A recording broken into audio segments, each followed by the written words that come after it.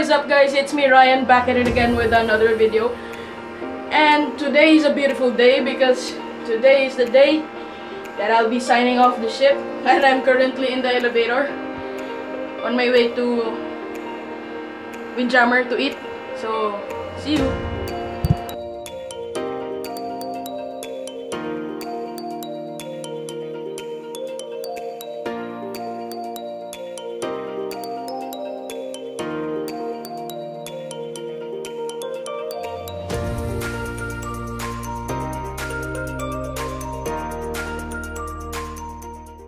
So I guess that was it. I said my farewell or goodbye to my friends. I'm gonna miss them though. I'm having mixed emotions right now. Looking back at all the memories I made with those friends, especially those friends who have been with me throughout this 8-month journey on this ship. See you guys. See you next contract.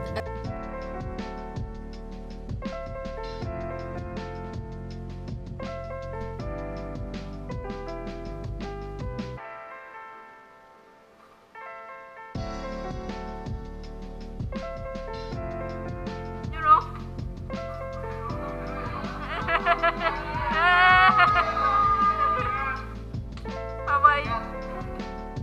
Ay, sama pala tayo. Ingat, ingat.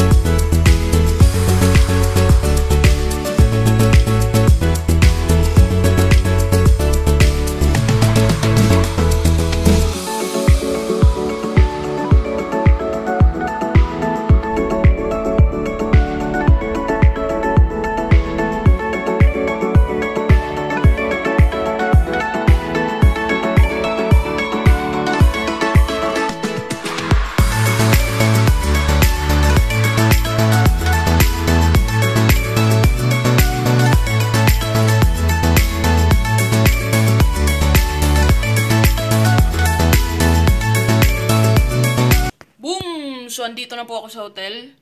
And very big thanks to Royal Caribbean for taking care of us throughout this repatriation journey.